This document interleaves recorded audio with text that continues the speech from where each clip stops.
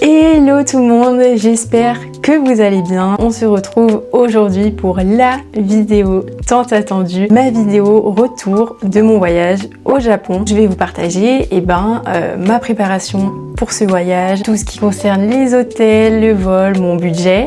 Je sais que c'est ce qui intéresse, mes conseils, mais du coup aussi toute une partie FAQ où je vais répondre à vos questions que vous m'avez posées dans le petit post que j'avais fait là sur YouTube. Donc je pense que cette vidéo va être assez longue, honnêtement je ne sais pas combien de temps elle va faire. N'hésitez pas à vous prendre un petit café, un petit thé, à vous poser, si vous voulez prendre un petit bloc-notes avec vous pour noter les petits conseils, mes petites recommandations. Et puis voilà, aussi avant de commencer cette vidéo, donc je teste avec le micro DJI, voir si le son ressort mieux ou pas, parce que comme vous l'avez vu dans les vlogs, je n'ai absolument pas de micro, donc le son était un petit peu catastrophique. Donc là je teste avec le micro, et vu que je filme toujours avec la caméra DJI, c'est pas une énorme caméra, donc je suis pas sûre que la caméra tienne tout le long de la vidéo. Donc si les plans changent ou quoi, j'espère que ça vous embêtera pas trop. Donc sur ce, c'est parti pour la vidéo retour de mon voyage au Japon.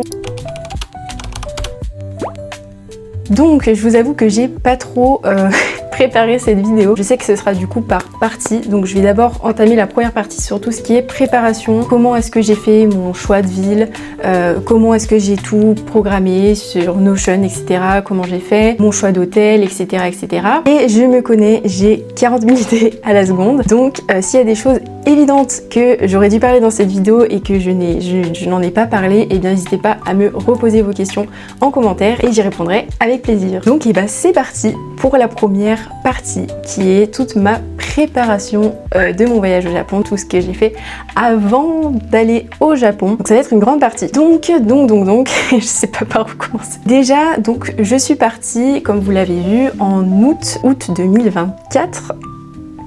Ça pique, on est en mai 2025. En août, pourquoi en août? C'est pas le meilleur mois pour aller au Japon, très honnêtement, parce que comme vous l'avez vu en vidéo, c'est un mois qui est extrêmement chaud, il fait extrêmement chaud, mais chaud, c'est pas le sud de la France. Les amis, il est midi, je vais mourir. Vraiment, mais je comprends pas. Parce que là-bas, il y a aussi l'humidité, et vraiment, c'est un ressenti qui est totalement différent. Je l'ai vite compris quand je suis arrivée à l'aéroport et que je suis sortie pour prendre le train. J'ai fait, ah ouais, donc c'était pas facile, mais c'est un mois que j'ai toujours adoré pour poser mes vacances, même si je sais que c'est un mois qui est très prisé par les touristes, qui est plus cher. Et moi, ça a toujours été le mois de coupure en fait entre l'année et tu recommences la rentrée, vu que j'ai toujours des cours. Donc, et puis c'est le mois de mon anniversaire aussi, voilà, j'avoue. J'ai toujours kiffé ce mois, j'adore l'été, et donc c'était un choix vraiment de ma part de partir en août. Est-ce que je le referais? Peut-être pas, au vu de mon vécu, surtout la chaleur. Mais je regrette pas non plus du tout d'y être allée la période d'août, parce que c'était largement, j'ai vraiment kiffé quoi, j'ai profité. Certes il y avait beaucoup de monde, mais je pense qu'il n'y avait pas plus de monde qu'une autre période en étant au Japon. Je pense que si vous partez pendant la Golden Week ou là avec l'expo universelle, je pense qu'il y a encore plus de monde. Et du coup comment est-ce que j'ai choisi les villes? Donc déjà je suis partie 19 jours au total. Je savais que j'avais 19 jours pour profiter du Japon, et il fallait que je choisisse du coup les villes, connaître les endroits où est-ce que j'allais aller, etc. Donc c'est lié à beaucoup de recherches en amont. C'est vrai que le Japon, moi je m'étais déjà renseignée depuis un moment sur les villes, tout ça. Alors forcément, bien sûr, ce qui ressortait tout le temps, c'était Tokyo, Kyoto, Osaka, évidemment. J'ai choisi les villes en faisant beaucoup de recherches, que ce soit sur Google Maps. J'ai regardé beaucoup de vlogs, comme vous du coup, mais beaucoup de vlogs sur YouTube de personnes qui partaient en voyage au Japon pour trouver des petites pépites qui étaient un peu moins connues. Beaucoup de blogs, notamment par exemple je pense à Nikko, la journée que j'ai passée à Nikko. Je pense que je n'y serais pas allée si je ne serais pas tombée sur un blog qui parlait de Nikko. Je n'ai plus le nom du blog en tête, mais vous tapez Nikko blog, il y a vraiment des super ressources sur internet qui vous expliquent avec le retour des personnes, etc. C'était beaucoup de recherches et c'était pas figé en fait mes recherches. Voilà, je savais que je voulais passer tant de jours à peu près.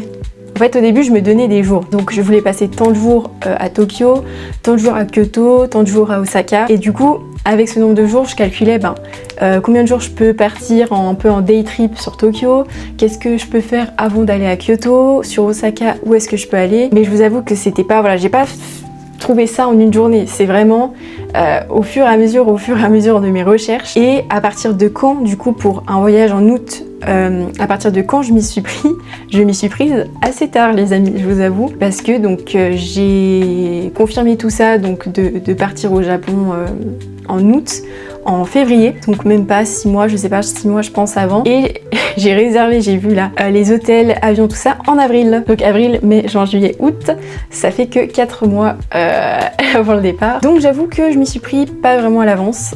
C'est pour ça aussi que les prix, quand je parlerai du budget, vous verrez que c'est pas... Je pense qu'il y a plus optimisé que moi. Voilà. Je vais vous montrer comment est-ce que j'ai préparé, comment j'ai pris des notes en fait pour ce voyage au Japon. J'ai fait via Notion sur PC, donc c'est trop pratique cet outil.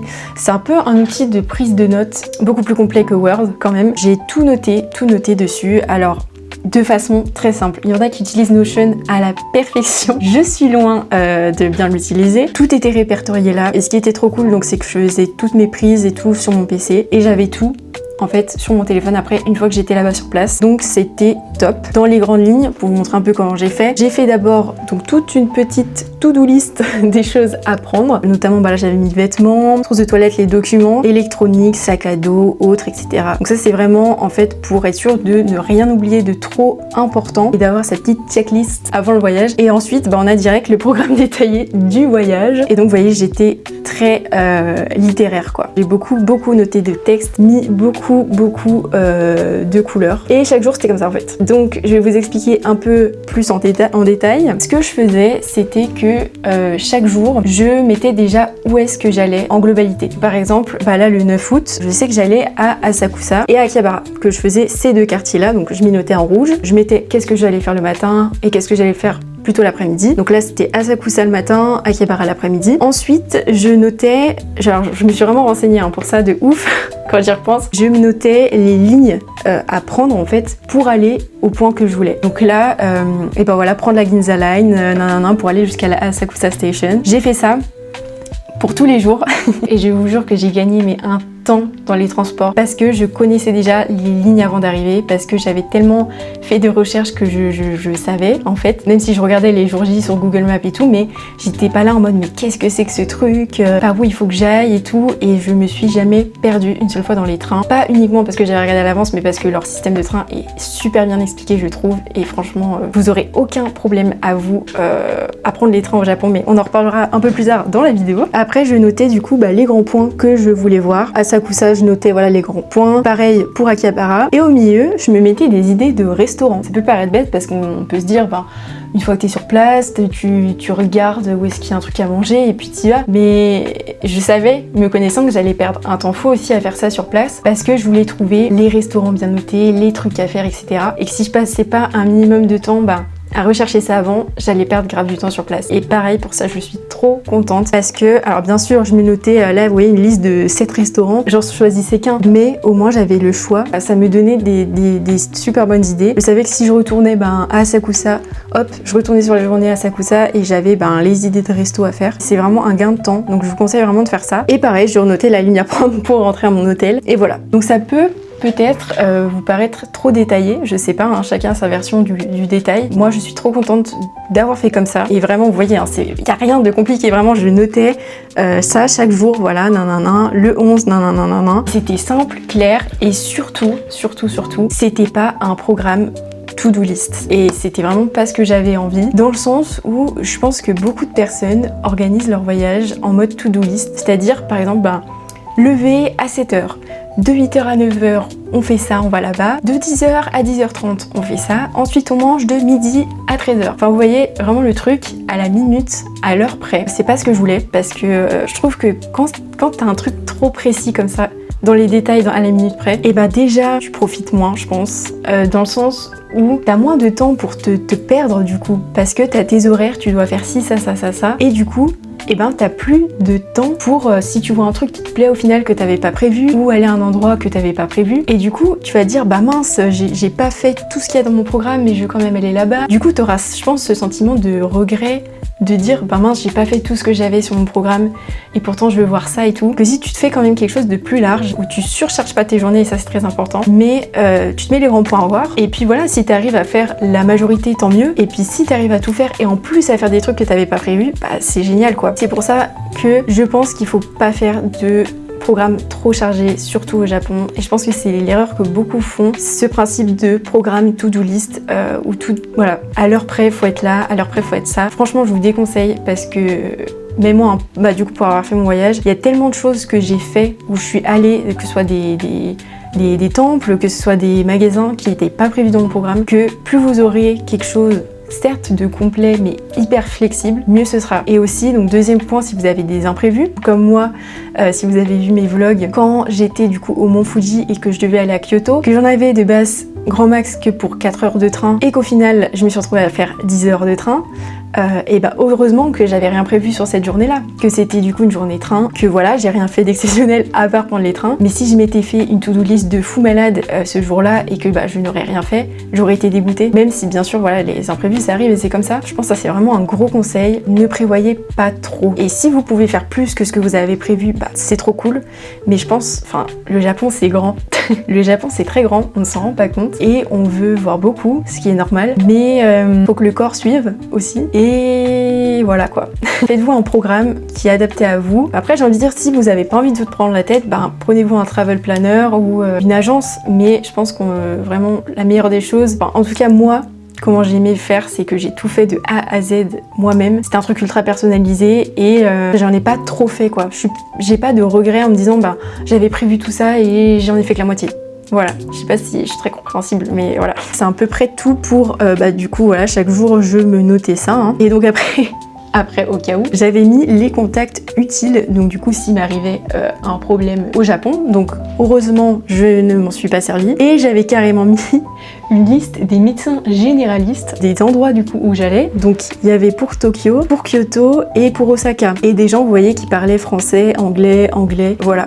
Pareil, je m'en suis pas servie, mais ça peut toujours être utile. Et après, bah là, du coup, j'avais noté mes hôtels. Voilà, si vous voulez, je sais pas si vous verrez bien les noms, je pense pas. Mon hôtel à Tokyo avec le nom, l'adresse, le numéro de téléphone, celui du Mont Fuji, Kyoto et à Osaka et à Ueno. Voilà, c'est le seul document que j'ai pour la préparation de mon voyage au Japon. C'est pas le truc le plus complet de la Terre. Hein. Il y en a qui font encore plus. Maintenant, de toute façon, il y a tellement de sites, j'ai envie de dire, pour préparer son voyage, etc. Il y en a qui mettent des photos et tout et tout. Moi, je suis allée à l'essentiel.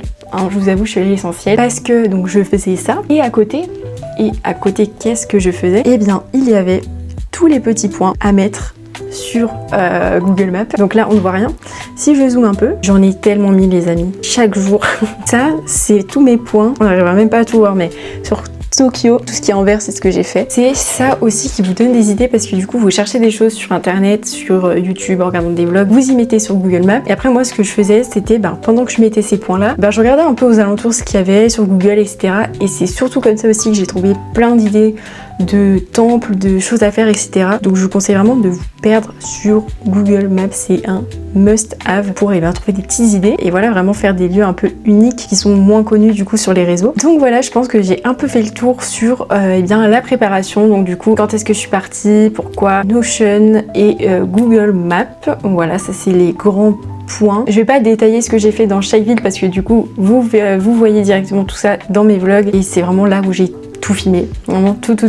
On va passer à tout ce qui est hôtel. Donc je suis passée par la plateforme Agoda. Alors pourquoi est-ce que pareil j'ai choisi les hôtels? Eh bien parce que je le voulais, vraiment c'était un choix. J'avais pas forcément envie de faire des auberges de jeunesse, même si j'ai vu que il y en avait qui étaient très bien notés. Je voulais faire également aussi une nuit dans une capsule hôtel, mais en fait plus je regardais des vlogs de personnes qui en avaient fait, moins ça me donnait envie, parce que quand je voyais comment ils étaient au réveil, je me disais c'est dommage quoi de se réveiller comme ça. Donc j'ai fait le choix d'être dans des hôtels tout le temps, et dans un ryokan du coup quand j'étais au Mont Fuji, mais ça c'est propre à moi, voilà. Si vous voulez faire votre voyage, et bien que dans des auberges de jeunesse vous pouvez, si vous voulez faire que dans des capsules hôtels, vous pouvez, si vous voulez faire chez l'habitant, enfin il y a tellement de moyens pour se loger finalement. C'est surtout que j'ai trouvé que les hôtels étaient très raisonnables. Et du coup, où est-ce que j'ai réservé mes hôtels? Et bien je les ai réservés sur la plateforme Agoda. C'est une plateforme, en fait c'est un peu comme Booking. Au début j'étais partie pour réserver mes hôtels sur Booking. Quand j'ai vu les prix, je me suis dit bon, on va voir s'il n'y a pas autre chose. Et pareil, toujours en regardant des vlogs de personnes qui étaient parties là-bas, j'ai vu pas mal de personnes qui ont dit qu'elles avaient réservé via Agoda. Donc c'est une plateforme de réservation d'hébergement comme Booking, sauf qu'elle est, si je dis pas de bêtises, implantée à Singapour. Donc c'est beaucoup plus basé sur l'Asie et il y a vraiment de meilleures offres que sur Booking pour le coup. Je me rappelle, donc au total, je vais vous dire ça dans le budget, mais par exemple les nuits à Kyoto que j'ai pu passer quand j'étais à Kyoto, c'était 40 € la nuit. Je trouve que c'est rien quand on compare au prix en France où on a en moyenne, après ça dépend où, mais j'ai trouvé ça relativement abordable. Bien que ce soit un coût sur 19 jours, ça a été un coût les logements, mais je ne regrette pas du tout ça parce que c'est le prix, tu payes le prix, mais voilà, j'avais mon intimité, j'avais mes 2 grosses valises, donc j'avais de la place pour en mettre de partout. J'ai eu 0 problème, vraiment quand je suis arrivée à tous mes hôtels, tout était bien réservé, tout ça, parce que donc j'ai tout réservé via Agoda sur une seule et même réservation. J'avais pris donc toutes mes nuits sur Tokyo, toutes les nuits dans un autre hôtel à Kyoto, etc. Et j'ai tout réservé sur Agoda. Et pour être sûre du coup que tout était bon, je me suis dit quand même, je vais recontacter les hôtels pour bien confirmer que mes réservations sont prises. Ils m'ont tous répondu. J'ai essayé d'écrire en anglais, d'écrire après en japonais pour leur demander, voilà, j'ai fait une réservation du temps au temps. Est-ce que c'est bien pris en compte? Est-ce que tout est bon, etc. Peut-être que c'est quelque chose d'inutile à faire, mais je me dis, on ne sait jamais. Voilà, si j'arrive et qu'ils me disent, non, on n'a pas de réservation, machin. Certes, il y a quand même la confirmation de réservation, donc il n'y a pas besoin de plus normalement. Mais là, vous avez vraiment l'hôtel qui vous écrit, qui vous dit, oui, c'est ok, machin et tout. Donc bon, ça c'était juste pour moi, pour me rassurer, mais vous n'êtes pas du tout obligé de faire ça. Mais voilà, au moins c'était carré. J'ai eu 0 problème dans mon hôtel. Là je viens de voir, on est le 7 mai. J'ai entendu, il y a une histoire là d'une fille qui a retrouvé, je vais vous faire peur, qui a retrouvé un homme sous son lit dans un appart hôtel. Je ne sais pas si c'est vrai, mais de ce que je vois c'est vrai. Ça m'a choquée. Je me suis dit mais wow, t'imagines, tu fais ta petite journée tranquille là, shopping et tout au Japon, tu reviens, t'as un gars qui te regarde comme ça sous ton lit. Et apparemment là, il est parti en hurlant et tout, enfin horrible. Donc bref, je ne vous le souhaite pas. On va pas parler de ça. Perso, j'ai pas eu de soucis, vraiment pas eu de soucis, que ce soit avec le personnel ou quoi. Toujours hyper serviable quoi. Il a toujours essayé de parler en anglais. J'ai vraiment pas eu de problème de barrière de langue. Il faut quand même vous débrouiller un petit peu avec quelques mots en anglais si je peux dire ça comme ça. Mais sinon, il y a Google Trad de toute façon. Donc voilà, moi je vous conseille Agoda si vous voulez réserver des hôtels. J'ai essayé de filmer à peu près chaque chambre où j'étais. Donc si vous voulez aller voir, eh bien je vous invite. Je suis trop contente de chacun des hôtels. J'ai eu une petite préférence pour les APA Hotels parce que, je sais pas, l'ambiance de la chambre, c'était aussi la première chambre que j'ai eue du coup à Ginza. Est-ce que c'est ça qui a fait que j'étais plus attachée à ce style? Je sais pas. Il y a aussi beaucoup de place pour mettre les valises parce que vous avez de la place sous le lit. Vous avez tout. Vraiment tout, donc je vous conseille. Alors les chambres après sont petites, mais pour une personne ça suffit amplement. Vous êtes que là-bas normalement pour dormir, si vous voulez faire la grasse mat, mais c'est tout quoi. Enfin quand vous êtes au Japon, vous voulez visiter le Japon. Certes c'est pas des grandes chambres, mais tu peux dormir. Donc moi j'étais très contente. Voilà. Je pense que j'ai tout dit pour la partie hôtel. Après du coup on va parler sur tout ce qui est vol et trajet. Donc moi j'ai pris un vol qui faisait Genève-Francfort, Francfort-Haneda. Je voulais vraiment dans tous les cas atterrir à Haneda. Ça pareil c'est un choix. C'est plus coûteux, je le sais, mais je sais que quand tu arrives à Narita, beaucoup de personnes disent que voilà, en vrai c'est chiant. C'est chiant pendant 1 heure de temps, je crois, il faut reprendre du coup un train ou un bus ou je sais pas pour arriver dans le centre de Tokyo, enfin même je crois que c'est plus d'1 heure, je sais pas, mais j'ai vu beaucoup de retours qui disaient que Haneda dans tous les cas c'était mieux quoi. Donc mon vol tout s'est très bien passé, pas de soucis. Donc la durée, j'ai mis plus de temps au retour qu'à l'aller parce qu'à l'aller je crois que j'ai mis 12 heures et quelques, 13 heures, que le retour c'était un peu plus long, c'était entre 13 heures et 14 heures. L'aller quand je suis arrivée j'étais pas fatiguée parce que j'étais partie donc le matin, j'étais partie une matinée et le fait de tout le trajet en avion, j'arrivais au Japon, c'était 10h du matin. J'avais pu quand même un peu dormir dans l'avion et quand j'étais arrivée, c'était 10h, 11h. Du coup, il fallait que je fasse toute ma journée et dormir après. Et comme vous l'avez vu, si vous avez vu le premier épisode, j'avais fait une micro-sieste la première journée pour me requinquer un petit peu et j'ai pas du tout eu de décalage horaire. Enfin, franchement, il y avait pas des trucs où je me réveillais à 2h du mat, où j'arrivais pas à m'endormir jusqu'à 3h ou quoi. Vraiment, l'aller, nickel. J'ai eu 0 problème. Par contre, le retour, c'était un peu galère. Le retour, j'en ai bien bavé. J'étais fatiguée pendant au moins 4-5 jours. Mais l'aller, zéro problème. Donc j'ai pas forcément de conseils à vous donner pour tout ce qui est vol, tout ça. Moi j'ai mis des balles contention parce que c'est conseillé pour les longs trajets. De bouger, essayer de vous lever quand même régulièrement. Et puis voilà, après chacun son style en avion. Il y en a qui regardent des films, il y en a qui écoutent de la musique. Moi je dors avec ma musique et ça va très bien. Et du coup pour tout ce qui est trajet, donc du coup les trains, j'ai eu beaucoup de questions par rapport à ça. Comment on se déplace en train, comment ça marche, j'ai peur de pas comprendre, etc. Il n'y a rien de plus simple. Vraiment les amis, il n'y a rien de plus simple. En tout cas moi, à ma période quand j'y suis allée, j'ai utilisé que deux trucs pour les trains. C'est-à-dire la carte Suica avec mon téléphone et l'application Klook. Je n'ai rien utilisé d'autre. Je réfléchis, mais non, vraiment, j'ai rien utilisé d'autre. Donc la carte Suica que j'ai mise sur mon tel, elle me servait pour tous les trajets, donc du coup en métro, que ce soit à Tokyo, Kyoto, Osaka, vraiment les trajets plutôt courts. Également les bus à Kyoto, j'ai été surprise que les bus on puisse payer avec la carte Suica, ça a marché totalement. Parce que je m'étais pareil beaucoup renseignée et j'avais vu que la carte Suica au Kansai, à Kyoto, Osaka, ça marche pas trop. Que nenni, ça marchait très bien et je ne l'avais pas du tout en physique. Donc moi je l'ai pris sur mon tel. Je vais vous montrer. Donc quand vous allez dans l'application ou à la carte, on voit mes dernières transactions du Japon. Donc vous cliquez sur plus, créer une carte, donc vous avez ajouté carte et là vous allez donc dans carte de transport tout en bas, hop, et là vous avez du coup toutes les cartes possibles et du coup vous avez donc celles du Japon, elles sont tout en bas et vous avez l'Ikokia, la Pasmo et la Suica. Donc je crois que la Pasmo et la Suica c'est pareil, mais bref j'ai pris la Suica parce que je sais que c'est la plus connue et que les gens que je voyais la prendre ils avaient zéro souci avec. Et en fait c'est tout simple, vous pouvez recharger directement depuis votre téléphone relié à votre compte bancaire. Du coup donc là vous voyez il me reste 183 yens dessus, donc je fais ajouter de l'argent. Vous mettez combien est-ce que vous souhaitez, donc par exemple 2000 yens pour la journée, hop, vous mettez ajouter. Là ça va vous demander de payer en 2 fois, enfin comme vous savez vous cliquez 2 fois et vous réglez ça avec votre carte bancaire et franchement il n'y a rien de plus simple. Donc voilà, après comme ça vous double-cliquez, hop, à chaque porte de métro c'était hyper simple. Donc ça voilà, tout pour les petits trajets. Et après les grands trajets, j'utilisais donc l'application Klook. Donc pareil, je vais vous faire une petite démo, comme ça au moins vous pouvez voir. Ah, l'application fait une mise à jour. Bon, et je vous mettrai une capture d'écran, je sais pas trop où, mais pareil, c'est hyper simple. Vous mettez du coup où est-ce que vous voulez aller. Donc par exemple, vous êtes à Kyoto, vous voulez aller à Osaka, vous voulez prendre le train. En fait, c'est surtout pour les Shinkansen du coup. Vous mettez Kyoto, Osaka, ça va vous proposer plein d'horaires. Franchement, il y a tellement d'horaires pour les Shinkansen et vous réservez votre billet là. Et pareil, quand vous allez arriver dans les gares, il faut scanner. Alors ça, par contre, je ne saurais pas vous réexpliquer correctement. Je sais que j'ai beaucoup galéré avec les bornes pour ces fameuses grandes lignes parce que je me rappelle la première fois je ne trouvais pas la borne, c'était quand j'étais à la Nikko.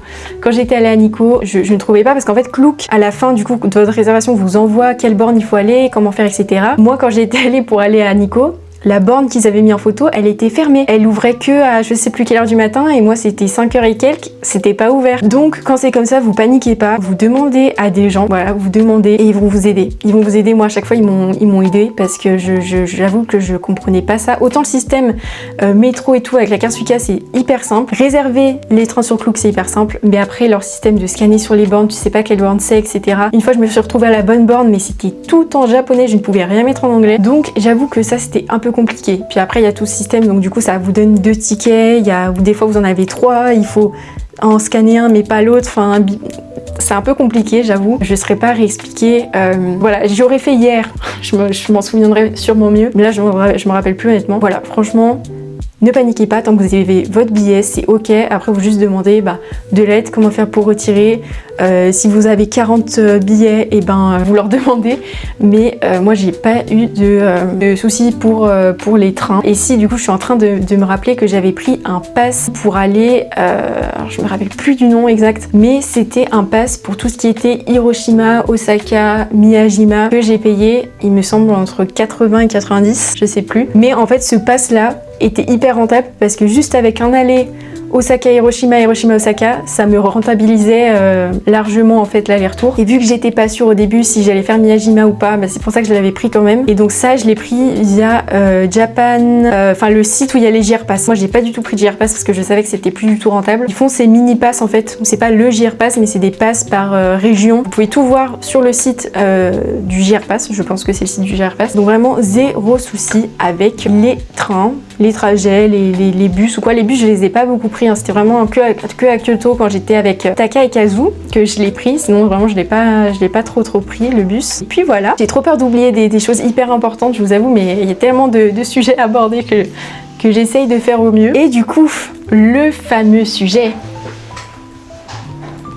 que tout le monde attend, le budget. Alors le budget, donc j'aimerais faire un petit disclaimer avant. Non mais parce que je vois tellement de gens juger tout simplement, que ce soit partout sur les réseaux et je trouve ça dingue quand même. Tu vas avoir une personne qui va dire qu'elle a fait son voyage au Japon pour hyper pas cher vraiment, mais elle a trouvé tous les bons plans du monde, etc. Elle va se faire lyncher dans les commentaires en disant mais c'est pas possible, moi j'ai pas trouvé à ce prix là, tu mens, machin, etc. Pourquoi moi quand je regarde c'est pas à ce prix là et tout. Et tu vas avoir des gens qui se seront fait grave plaisir sur leur voyage, certes qui ont mis de l'argent, mais cet argent-là ils l'avaient. Et pareil, ils vont se faire lyncher en disant les gens qui vont dire oui non mais moi j'ai trouvé ça beaucoup moins cher, nanani. Donc j'ai envie de vous dire, chacun fait comme il veut.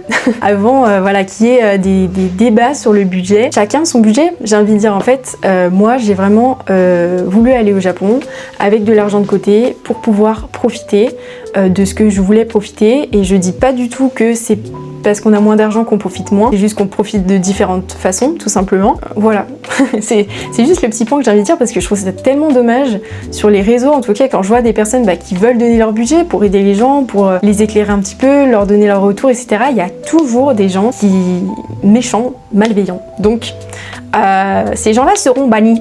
Je veux de la bienveillance ici, d'accord?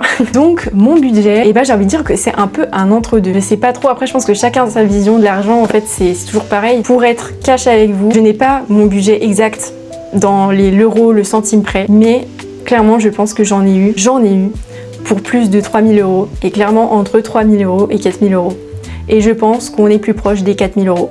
Voilà, parce que donc pour vous dire, les hôtels, donc pour 19 nuits, du coup, j'en ai eu pour 1200 €, ce qui revient à combien la nuit? Je sais même pas du coup à combien ça revient, on va faire le petit calcul. 63 € la nuit. Bon, je trouve que c'est quand même correct pour les hôtels que j'ai eu. Comme je vous l'ai dit, du coup, il y avait des hôtels, c'était 40 € la nuit, d'autres c'était 50. Encore une fois, si vous faites dans des auberges de jeunesse, c'est que c'est du coup 30 € la nuit. Forcément, c'est beaucoup moins. Donc voilà, et le vol.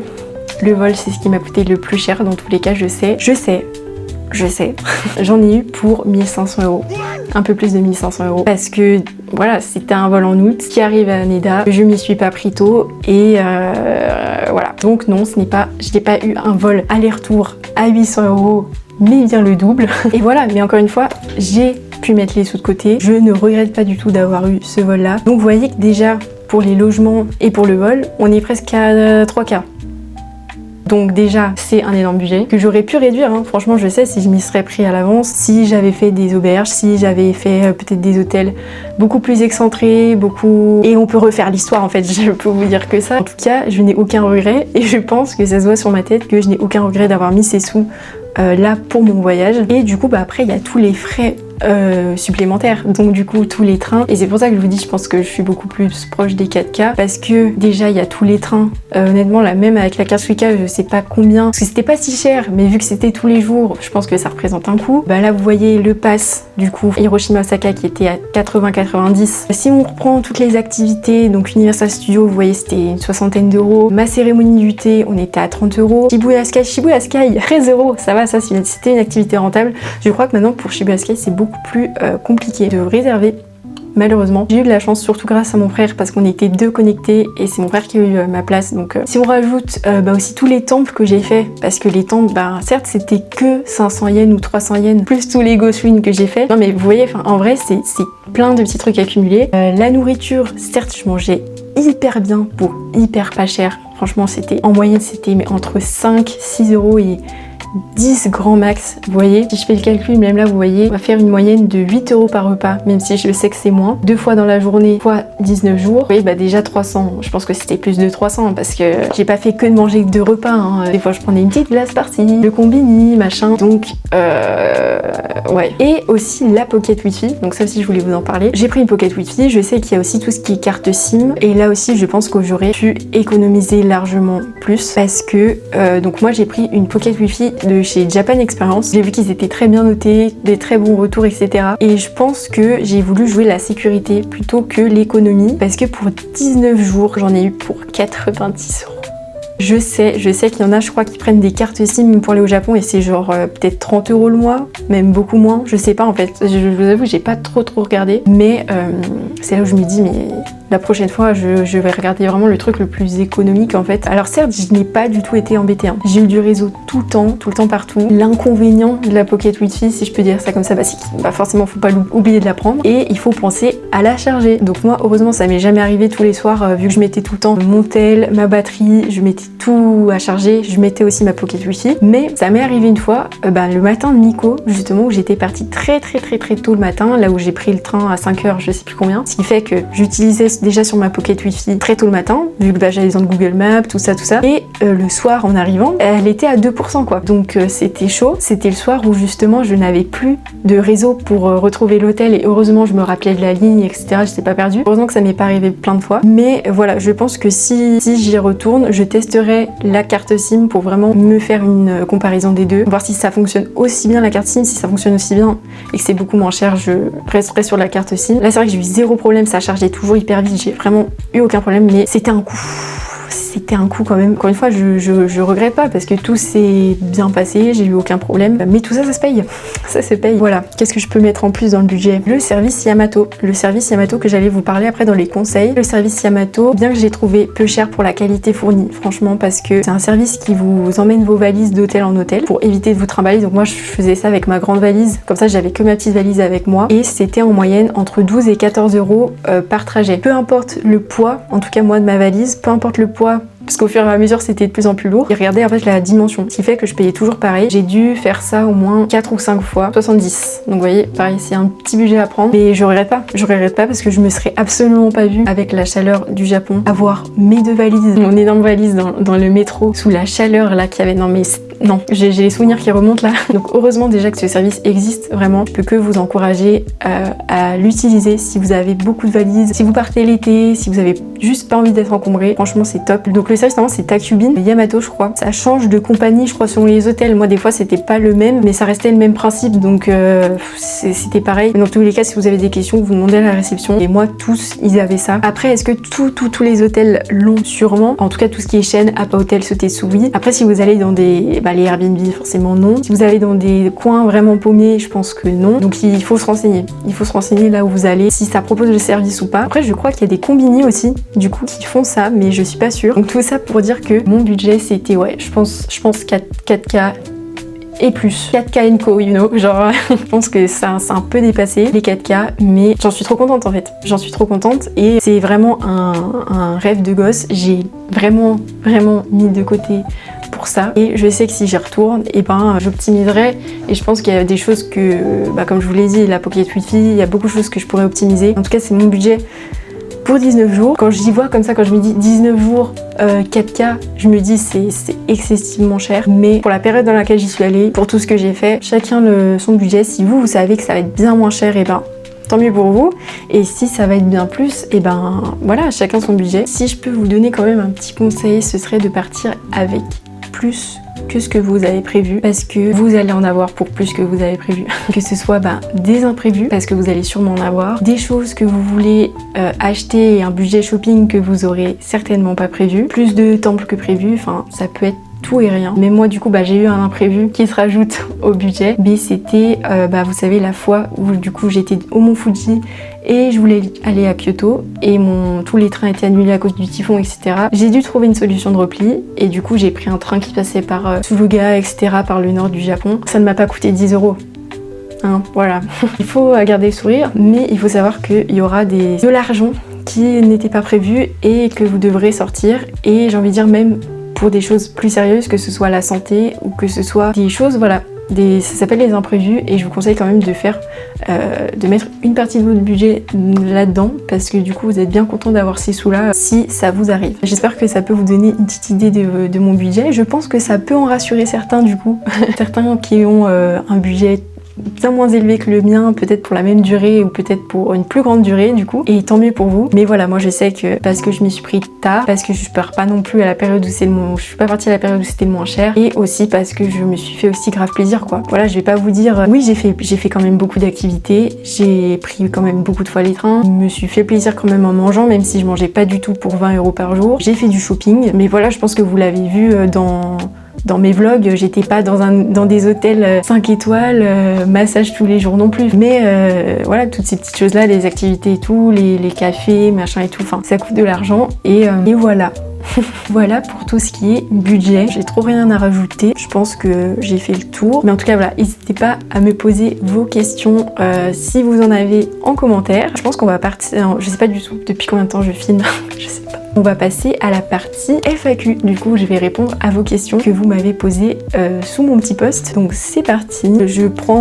Voilà, je descends tout en bas. Je pense pas lire vos pseudos parce que j'ai trop peur de mal les prononcer ou quoi. Mais en tout cas, je vais lire toutes vos questions. On commence par une question qui est une grande question. Je pars au Japon le mois prochain et j'ai déjà... Alors attendez, je sais pas trop comment mettre. Je pense que je vais mettre mon PC là. Je pars au Japon le mois prochain et j'ai déjà tout réservé sauf les billets entre les différentes villes, Tokyo, Kyoto, Osaka. J'ai vu qu'on pouvait les prendre à la dernière minute. Est-ce que je voulais faire? Est-ce que c'est le mieux ou sinon où est-ce que tu les as réservés? Tous les sites que je trouve sont écrits en japonais et la traduction avec Google n'est pas hyper claire. Et bah du coup, ça rejoint ce que j'ai dit tout à l'heure, donc Klook. Franchement, tu vas sur Klook, tu mets Tokyo, Kyoto, Osaka et ça te met directement les billets de train. Et moi, j'ai vraiment tout réservé à l'avance, sauf du coup, le trajet Kyoto... Enfin mon Fuji Kyoto où c'était un peu compliqué, je l'avais pas réservé ce trajet là et du coup il y avait plus rien, tout était annulé, mais sinon tout ce qui était voilà pour aller à Nikko, Kamakura, j'ai tout fait via Klook et c'était trop pratique et c'est en français. Il me semble que c'est en français, sinon dans le pire des cas c'est en anglais. Je conseille vraiment Klook, que ce soit pour les activités ou même les restaurants. Tu as eu des problèmes avec ça, du coup activités restaurants pareil. Moi les activités que j'ai réservées, soit comme Shibuya Sky c'était directement sur le site et j'avoue là c'était un peu galère pour traduire. La cérémonie invitée c'était sur Get Your Guide. Je vous conseille tout ce qui est activité, tout ça à faire dans un pays. Get Your Guide c'est top, c'est en français, c'est en anglais, enfin c'est tout traduit. Donc il y a très peu de choses que j'ai fait via les sites originaux en fait au final. Et les restaurants, forcément oui c'est noté en japonais. Certains vont avoir la carte en anglais, pas tous. Et du coup, de ce fait, encore une fois, je vous conseille Google Traduction. Vous allez dans Google traduire, hop, et vous allez mettre un texte et ça vous traduit en français. Donc il n'y a vraiment pas plus simple que ça. Mais sinon, voilà, essayez de demander la carte, le menu en anglais, etc. Moi, j'ai eu zéro problème je comprenais pas, tout était en japonais. Non, ils étaient vraiment... il y avait toujours la carte en anglais ou ils essayaient de t'expliquer en anglais. Donc moi, j'ai vraiment pas eu de problème sur ça. Tu as également utilisé des services qui permettent de transférer ton bagage d'un hôtel à un autre. Est-ce que c'était efficace? Est-ce que les prix étaient corrects? Donc du coup, j'ai déjà répondu à la question. Oui et oui, je recommande ce service vraiment beaucoup. Si jamais tu avais mal à la tête ou autre, est-ce que tu avais des médicaments? Est-ce que tu as pu prendre les tiens? Si Doliprane. Tu as également acheté un couteau pour ton père et j'ai vu qu'il y avait des ateliers pour ça. Est-ce que tu as pu passer la douane tranquillement? Je pense que si on met le bagage en dessous, ça doit passer, mais j'ai peur qu'il pense que je suis un malade. Alors déjà merci pour ton commentaire et toutes tes questions. Du coup mal à la tête ou quoi, je n'ai pas du tout été malade. Franchement, là je suis tellement reconnaissante parce que je n'ai jamais eu mal à la tête, au ventre, brassé ou quoi que ce soit, donc je n'ai pris zéro médicament. Le seul truc que j'ai pris, c'est de la crème anti-moustique parce que je me suis fait piquer une fois derrière la jambe. C'est tout. En tout cas, bien sûr que j'avais fait ma petite trousse de médicaments que j'avais mis en soute, donc avec Doliprane, des pansements, de la crème cicatrisante et tout, mais on n'avait pas pris plus que ça. En soute, tout passe. Et pareil pour le couteau, franchement, on m'a rien dit. J'avais peur aussi, mais vu que c'est en soute, je pense qu'il n'y a pas de souci. Après, au niveau des douanes, ça, je sais pas trop. Mais moi j'ai pas eu de soucis, donc c'est ce qui compte. Donc voilà pour toutes tes questions, j'espère que j'ai bien répondu. Ensuite j'avais une question à part du Japon, mais plus question vlog. Je pense me faire des vidéos pour mon prochain voyage au Japon et j'aimerais savoir ce que tu as utilisé toi, iPhone caméra trépied. Eh bien la caméra que j'utilise actuellement, qui est vraiment une caméra adaptée pour les vlogs, hein. Là j'avoue que c'est un peu galère si vous verriez le setup. ça fait un peu pitié, mais bon. C'est la DJI Action 4 que j'utilise, qui était top, et du coup j'avais le trépied avec. Ce trépied là où vous me voyez filmer partout quand j'étais en vlog. En général, ce que j'aimais bien, c'est que c'était vraiment tout petit, enfin vraiment je me filmais, je me baladais comme ça et c'était hyper discret. C'est quand même une caméra qui reste très discrète à se filmer, etc. Et j'avoue que c'est pas une grosse caméra Sony ou autre chose, vraiment plus professionnelle que tu tiens à la main. Bon, certes, je pense qu'il y a des trépieds aussi, mais c'est beaucoup plus volumineux et la qualité est top aussi. Et puis bah donc du coup le trépied qui s'agrandit, voilà. Je recommande cette caméra là qui rend passe partout et qui est top, surtout pour voyager et pour vlogger. Niveau communication, pas trop difficile de se faire comprendre dans les restos, les magasins, etc. Et bah du coup non, donc ça rejoint ce que je disais. Niveau communication, j'ai eu zéro problème. Après aussi parce que j'avais appris, donc c'était pas la période encore où j'étais à fond dans le japonais, mais j'avais appris quand même quelques mots pour me débrouiller. Si j'avais un souci, bah je me mettais sur Google Traduction, notamment bah vous savez pour chercher les tampons des gares, etc. Quand je demandais au monsieur qui était dans les gares, je demandais via Google Traduction et il me répondait en anglais, enfin vraiment hyper gentil. J'ai pas eu d'interaction non respectueuse en mode ah bah tu parles pas japonais, ne viens pas dans mon resto ou quoi. Et ouais, je repense aux petites interactions que j'ai eues, bah notamment quand j'étais avec Taka et Kazu à Kyoto, où on a vu un petit papy se balader, il nous disait ah bah le temple il est là-bas et tout. Et puis il est venu, il m'a dit, je suis trop déçue de pas avoir filmé ce moment-là, mais ça fait partie aussi du âge de pas filmer tous les moments. Et il me disait ah bah tu viens d'où, where are you from et tout. Je disais de la France, il me disait qu'il avait vu ah oui le mont Saint-Michel, etc., la Tour Eiffel, enfin, trop chou. En tout cas, ne stressez pas pour les interactions. Essayez de vous faire du coup un minimum d'anglais et quelques mots, même si c'est merci, bonjour, au revoir. En japonais, ils seront hyper contents. Mais sinon, moi, j'ai vraiment pas eu de problème. Coucou à nouveau, que dirais-tu aux parents de personnes qui s'apprêtent à faire leur premier voyage en solo au Japon et qui s'inquiéteraient pour eux?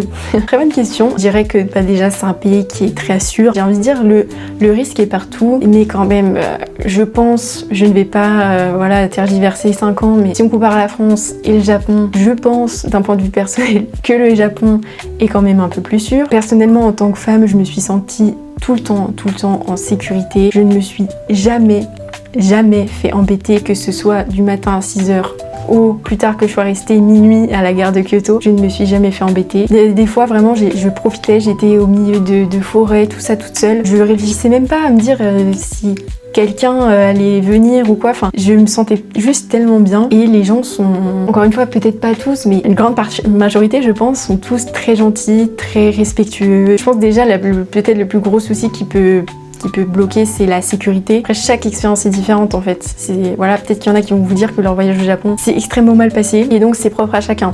Je peux pas vous dire c'est sûr à 100%, allez-y. Il y aura toujours cette part de risque partout où vous allez, de toute façon, c'est comme ça. Moi j'ai trouvé que c'était hyper simple pour se déplacer. Après, essayez de leur transmettre ton itinéraire. Moi c'est ce que j'ai fait avec Notion, etc. Leur dire régulièrement où j'étais, chaque jour, etc. Tout ça, ça permettra de rassurer et d'être un peu plus confiant pour ton voyage. Ensuite on a quand est-ce que le prochain voyage au Japon est prévu? Très bonne question, demain, allez on y va. Je ne sais pas, j'espère prochainement. Quand? Je ne sais pas. Prochainement. On verra bien. C'est pas prévu tout de suite, mais on verra bien. Bonjour, est-ce que tu comptes retourner au Japon cette fois-ci avec un PVT? Eh bien, oui. Le PVT, c'est quelque chose qui m'attire beaucoup parce que j'en entends de plus en plus parler. Je vois beaucoup de personnes partir en PVT au Japon. Je vois que c'est de plus en plus compliqué pour y aller parce que les places sont limitées. Et je vois aussi toutes les galères que c'est pour trouver un travail, pour trouver un logement. Donc c'est quelque chose pour l'instant, oui, que franchement, j'aimerais faire avec grand plaisir. Mais en tout cas... l'idée est en cours de réflexion, effectivement. Hello Explore, petit jeu de mots. J'aime bien. Petite question, que dirais-tu à quelqu'un qui a toujours voulu faire son premier voyage en solo au Japon mais qui manque de confiance, par exemple s'il a peur, qu'il ne sache pas se débrouiller tout seul le moment venu alors qu'il en a les capacités? Eh bien tout simplement que tu peux le faire, qu'il faut se lancer pour voir. Il faut y aller de toute façon pour s'en rendre compte, même si on n'a pas totalement confiance, même si on a peur, même avec la peur. Et ça je crois que je voulais beaucoup répéter aussi dans mes vlogs, que on n'est jamais vraiment prêt. Il faut pas trouver le meilleur moment, il n'y a pas de bon moment, on sera à 100% confiant, on n'aura plus peur, on se dira qu'on est capable. Il faut se lancer, il faut y aller et c'est sur place que tu vas voir qu'au final tu sais te débrouiller, que tu as fait face à plein de situations différentes où t'étais pas forcément à l'aise. Au début c'était un peu la cata, mais au fur et à mesure tu vas t'adapter et tu vas vraiment te rendre compte que t'es capable, plein de situations, que ce soit des rencontres, que ce soit des imprévus, que tu vas y arriver en fait, et que tu en es capable seul, sans personne en fait. C'est aussi ça qui dure en fait le voyage solo, c'est que tu sais que t'as pas d'épaule, t'as pas quelqu'un pour parler ensemble de mais où est-ce que c'est le bon chemin. Il y a que toi-même en fait au final. Si moi je l'ai fait, de partir à l'autre bout du monde, de partir en solo, et que au fur et à mesure ça m'a donné ma confiance, etc. Découvre-toi, et c'est en découvrant toutes ces choses-là, en découvrant le monde, mais en découvrant ces situations inconnues, ces situations qui font peur, que tu vas te découvrir toi, et que tu vas du coup gagner en confiance en toi, parce que tu te diras je suis capable. Et du coup, au fur et à mesure des voyages solo que tu vas faire, tu vas gagner en confiance, tu vas mieux te connaître, tu vas aussi mieux savoir réagir aux situations, et c'est ça qui est trop cool avec le voyage solo. Est-ce que tu as pu avoir des interactions avec les locaux ou même des voyageurs? Tu ne t'es pas senti trop seule? Niveau des transports, est-ce que c'était compliqué au début? Pour tout ce qui est transport, je pense que j'ai pas mal répondu, c'était absolument pas difficile, pas du tout. Alors, interaction avec les locaux et les voyageurs, et ben du coup, j'ai rencontré, donc j'ai revu Taka et Kazu, donc qui étaient des amis du Japon déjà que j'avais vus. J'ai rencontré Ken, enfin voilà, si vous avez vu mes vlogs. Après, d'autres voyageurs en tant que touriste comme moi, non. Après, je vous avoue, est-ce que j'ai cherché à sympathiser tous les jours? Non, parce que je voulais vraiment profiter de ce voyage solo, et j'étais pas du tout contre les rencontres. Par exemple, quand j'étais en haut du Shibuya Sky, il y avait 2 Chinois qui m'ont demandé de les prendre en photo. Du coup, on a discuté, donc on a passé, je pense, 1 heure à discuter ensemble, et j'étais trop contente et hyper reconnaissante de ces rencontres. Mais je regrette pas du tout d'avoir passé ce voyage seul, parce que bien sûr, je pense que je suis sûre qu'on aurait pu passer peut-être la soirée à manger, puis le lendemain, puis machin, etc. Mais du coup, je sais que j'aurais été trop contente de partager ces moments-là avec eux, mais j'aurais eu ce regret de pas avoir fait les journées que j'avais prévues en solo. Je sais pas si c'est compréhensible ce que je dis. Je voulais vraiment profiter de ces journées en solo, certes avoir des moments de rencontre, mais du coup j'étais pas là en fait dans la recherche de personnes. Tout simplement, enfin je voulais vraiment vivre mon voyage en solo. Donc oui, j'ai échangé avec des locaux, avec des japonais directement. Voyageurs, touristes comme moi, du coup non. Il y a un gars qui m'avait pris en photo devant la figurine d'Osaka, donc j'ai pris en photo, on a vite fait discuter, etc. Mais voilà, c'est des petites interactions pendant 5 minutes. Et du coup, tu ne t'es pas senti trop seule? Ben non. Vraiment, je le dirai jamais assez, mais quand je voyage seule, je ne me sens pas seule. Parce que j'ai appris à aimer ma propre compagnie. Je sais ce que j'aime, je sais ce que j'aime pas. Je sais comment m'occuper, et je sais que en fait je m'ennuie pas. Je sais que même si je vais faire une activité, que j'en fasse pas, que je marche, etc., j'ai pas cette notion d'ennui, parce que je suis dans le moment présent, je suis avec moi-même et je fais des choses que j'aime, et je sais pas, je me suis jamais sentie seule. Alors est-ce que aussi peut-être le fait d'avoir ma caméra, vous allez me dire peut-être que ça aide, parce que tu parles quand même, t'as une sorte d'interaction, même si c'est pas une interaction directe, tu parles un peu avec toi-même. J'ai envie de dire oui et non, parce que avant ce voyage au Japon, je filmais pas, et j'ai fait d'autres voyages en solo et je me sentais pas seule non plus. Au début, oui, mon tout premier voyage solo, je me rappelle à Porto, je me sentais seule, parce que t'es là en mode oui, mais après tu apprends à aimer ta présence, à aimer les silences, à aimer être calme, autant que faire des activités de fou. Voilà, je pense qu'il faut vraiment vivre un voyage solo pour comprendre ce sentiment, et en faire plusieurs aussi, parce que le premier c'est un avant-goût, mais ouais, faut en faire plusieurs pour comprendre ce que c'est et pour apprécier. Et après je peux comprendre qu'il y en a qui n'aiment pas et qui ont besoin d'avoir des personnes, mais moi j'adore. Simplement. Salut, est-ce que pour les réservations de train Shinkansen, tu réservais un jour avant ou tu prenais le même jour là-bas? Comme je l'ai dit, donc Shinkansen, c'était bien avant, des mois à l'avance pour les grands trajets, mais il y avait quelques trajets, voilà, Mont Fuji, Kyoto, où c'était le jour J. En tout cas, j'ai jamais eu de problème de le train est plein, il n'y a plus de place ou quoi. Il y a tellement d'horaires avec les Shinkansen que vous ne pouvez pas avoir ne pas avoir de place. Ça, j'ai envie de dire, c'est comme vous le souhaitez. Si vous voulez vous y prendre à l'avance, au moins vous êtes tranquille. Si vous voulez faire un jour avant au jour J, faites-le, mais du coup, il faudra s'assurer d'avoir vos places. Ça, c'est vraiment comme vous voulez. Mais moi, en tout cas, voilà, je les avais pris à l'avance. Est-ce que c'était ton premier voyage solo? Qu'est-ce qui t'a donné envie de voyager seul? Donc du coup, non. Hein, ça rejoint la réponse juste avant. Mon premier voyage solo, donc du coup, c'était à Porto. Donc du coup, j'avais déjà voyagé solo, donc je savais ce que c'était la vibe de solo, quoi. Et qu'est-ce qui m'a donné envie de voyager seul?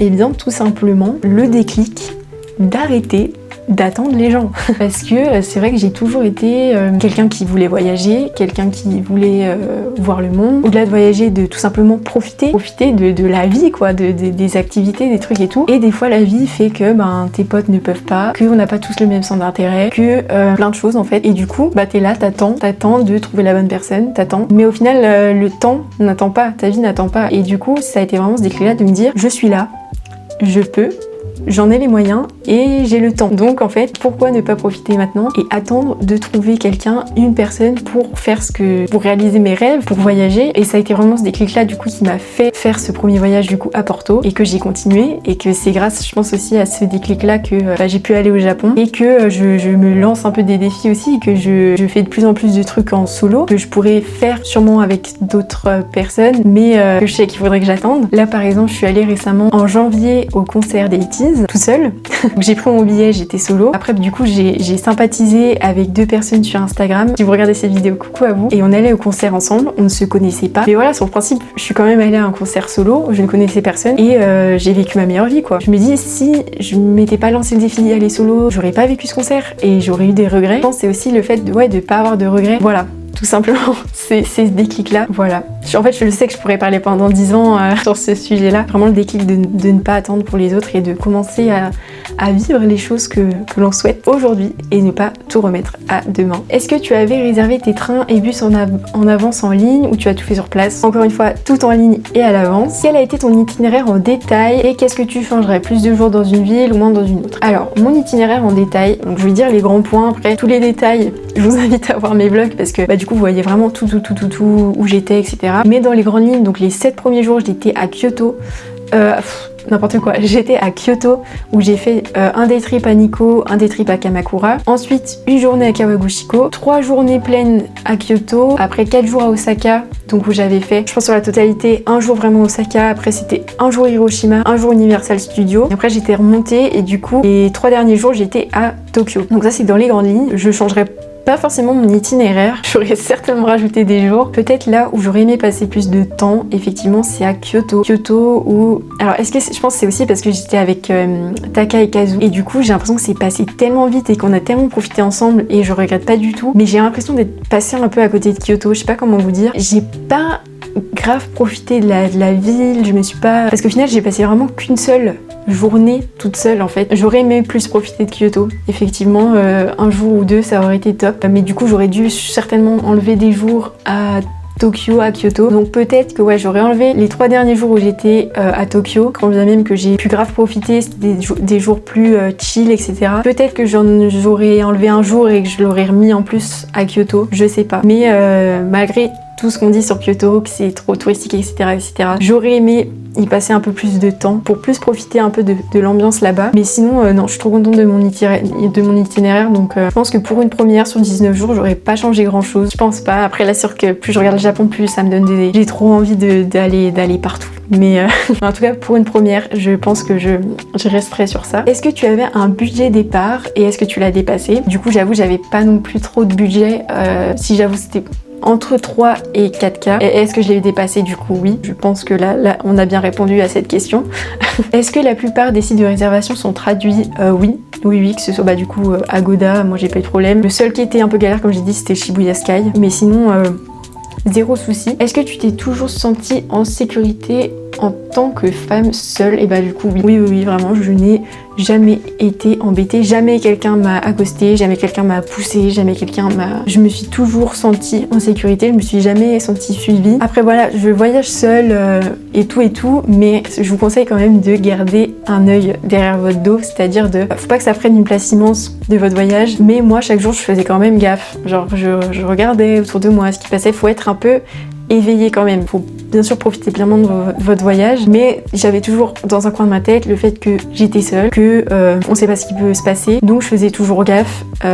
Voilà, où était mon portefeuille, machin et tout, mes papiers, mon sac, de rien me faire voler et tout. Voilà, j'étais prudente, mais en tout cas, je me suis jamais sentie en danger ou quoi que ce soit. Donc pour moi, en tout cas, de mon expérience, je me suis sentie extrêmement en sécurité là-bas, jour et nuit. Vraiment. Coucou, est-ce que tu pourrais réexpliquer en détail le procédé pour les bagages que tu as utilisés pour qu'ils te les envoient directement de ville à un hôtel sans avoir à les transporter? Quels sont les top restos, visites culturelles dans les villes, temps sanctuaire, musée, coin shopping est recommandé? Alors répondre au fur et à mesure. Donc du coup, Takubin Yamato, je ne saurais pas vraiment l'expliquer, mais quand vous arrivez à l'aéroport, avant de sortir, tout à droite, tout au fond, il y a un grand couloir là, tout à droite, tout au bout, vous avez Takubin et juste à côté, il y avait le truc où j'ai pris ma pocket wiki. Donc vraiment les deux trucs qui sont côte à côte. J'ai commencé à envoyer ma valise là, au premier hôtel à Ginza, et de fil en aiguille, je faisais d'hôtel en hôtel. Donc vous demandez à la réception, voilà, je vais envoyer telle valise à tel endroit, donc vous leur montrez le nom de l'hôtel où vous voulez aller. En général c'est eux qui notent parce qu'ils notent en japonais. J'ai essayé de noter une fois en anglais, ils ont regardé le truc, ils se sont regardés. J'ai dit sorry, I can't write Japanese. On s'était bien marré à ce moment-là, mais du coup ils y notent eux. Donc voilà, vous leur montrez où est-ce que vous voulez aller et ils y notent et voilà, ils prennent votre valise et tout. Il n'y a rien de plus simple. Juste demander à la réception, ils prennent votre valise. Ce que je vous conseille, donc moi par exemple quand je partais de Kyoto, par exemple pour aller on va faire par exemple du Mont Fuji. Non, on va faire quand j'étais à Tokyo le dernier jour. À ce moment-là, j'ai envoyé ma grande valise pour Kyoto. Comme ça, du coup, il y avait la journée que je passais au Mont Fuji, j'avais pas besoin de ma grande valise. J'allais pas me la trimballer pour un jour au Mont Fuji. Et hop, j'arrivais à Kyoto, j'avais déjà ma grande valise. Quand après je suis allée à Kyoto, en général, le délai, j'ai envie de vous dire, si les villes sont proches, c'était un jour. Ça mettait un jour à arriver. Si c'était plus long, comme du coup, Tokyo-Kyoto, ça mettait 2 jours. Ça, demandez-leur. En général, ils expliquent quand même plutôt bien. Mais voilà, renseignez-vous un max. Moi, je m'étais carrément renseignée pour savoir comment remplir les bordereaux, etc. Mais du coup, je vous dirais, ça sert à rien parce que moi, de mon expérience, c'était eux qui le remplissaient à chaque fois. Peu importe le poids de votre valise, ça n'augmentera pas le prix. C'est encore une fois de mon expérience, mais moi, c'est toujours le même prix. Regardez seulement la taille. Et voilà. Et chose que j'ai faite, peut-être que je vous conseille, c'est que j'avais mis en fait des AirTags. Vous savez, les AirTags, c'est ce qui permet de localiser avec l'iPhone, etc. Dans mes valises, du coup, pour savoir constamment où est-ce qu'elles étaient. C'est pas une position exacte, mais ça donne quand même un ordre d'idée de où elle était, où est-ce qu'elle peut être, etc. Donc c'était un peu rassurant quand même de voir où était sa valise. Donc je peux vous recommander ça pour pas avoir de soucis. Mais en général, vraiment, j'ai eu ces gros soucis. Vraiment, la valise n'était pas du tout abîmée. Enfin, c'est quand même un service que je trouve fou. C'est tellement pratique que c'est trop bien. Après, quels sont les top restos, visites culturelles, les villes, tout ce que j'ai fait dans mes vlogs, tout. Je pourrais pas vous donner un top resto, visite, tout était trop bon. Autant mon okonomiyaki quand j'étais à Kamakura que mes premières nuits à Ginza. Franchement, je peux pas mettre un top 3 ou pareil pour les visites culturelles, tout est tellement différent selon les villes. Point shopping, voilà, Mugiwara Store, Donki, Daiso aussi, c'est pas trop cher, mais franchement, tout ce que j'ai fait dans mes vlogs, je recommande. Es-tu satisfait des quartiers, secteurs où tu as logé? Était-il pratique en termes de proximité? Merci beaucoup pour tes vidéos en tout cas, j'ai beaucoup aimé voir ton voyage et ça donne des inspirations pour un voyage prochain prévu en octobre. Merci beaucoup pour ton commentaire, merci à tous pour vos commentaires. Est-ce que j'ai été satisfaite des secteurs où j'ai logé? Oui. Que ce soit Ginza, que ce soit Ueno, je recommande pour Tokyo, c'était hyper pratique pour les lignes. Si je devais même aller à Shinjuku, à Shibuya, c'était hyper pratique. Kyoto aussi, j'étais très proche de la gare, donc ça c'était ultra pratique. Même celui de Kawaguchiko au final, c'était très pratique, j'étais à 10 minutes à pied de la gare. Et celui d'Osaka aussi, j'étais à 5 minutes de Dotonbori, donc autant vous dire que pour le prix que j'ai payé, les hôtels, encore une fois, c'était juste trop bien. Donc je recommande. Ensuite on a ma batterie, ma caméra est à 5%, j'aimerais finir la FAQ au moins. Bonjour, combien de temps as-tu pris pour organiser ton voyage? Savoir quelle ville tu feras, quelles activités, en sachant cela, combien de temps tu conseillerais pour organiser son voyage, si prendre 1 an en avance ou 3 mois par exemple. Donc ça, comme j'ai dit, moi je m'y suis pris, j'ai tout commencé entre février et avril, j'ai fini les réservations d'avril, mais à préparer le voyage et tout, je dirais février. Donc vous voyez, février, mars, avril, mai, juin, juillet, août, 6 mois à l'avance. Si tu t'y prends 1 an en avance, c'est génial, comme ça moi t'es vraiment tranquille. Mais moi je m'y suis pris 6 mois et c'était largement assez quand même. Après c'est plus pour les prix des réservations et tout que là ça change. Pour les réservations, hôtel, activités, combien de temps les as-tu réservés avant ton voyage? Qu'est-ce que tu conseilles? Eh bien de vous y prendre à l'avance, effectivement. Tout réserver largement en avance ou pas, oui. Du coup oui, réserver. Plus je pense vous réservez à l'avance, plus vous êtes serein, moins ce sera cher et mieux c'est quoi. Tout simplement, c'est une charge mentale que vous avez plus. Hop, vous avez réservé l'hôtel, le vol, c'est bon quoi. Quels sont les hôtels, les conseils ultimes que tu donnerais, positifs comme négatifs? Eh ben, c'est génial qu'on termine par ce dernier commentaire parce que du coup, on va passer à la dernière partie que je reprendrai une fois que ma caméra aura pris un peu plus de batterie. Dernière partie où je vais donner tous mes conseils, des petits trucs que je pensais à vous partager. En tout cas, merci à tous pour vos questions. J'espère que j'ai bien répondu et je vous retrouverai après pour les conseils. C'est parti, du coup je vous retrouve après avoir chargé un petit peu ma caméra pour cette dernière partie sur tous mes conseils. Ça me fait très rire parce que pendant que j'étais en train de mettre en charge la caméra, je monte-elle et la première vidéo sur laquelle je tombe, c'est une fille qui dit moi qui espérais trouver des billets aller-retour 500 € pour le Japon et qui tombe sur des billets à 800 €. Du coup vous devez me trouver pour une folle avec mes billets à 1500 €. Vous avez le droit de me penser pour une folle. Voilà. Ne pensez pas que je me rends pas compte de la valeur de l'argent. J'essaierai la prochaine fois de ne pas mettre autant parce que oui, c'est très beaucoup en fait. Je me rends compte que là, quand je vous ai annoncé le prix de mon vol, vous avez dû regarder la vidéo comme ça. Elle se fout de nous.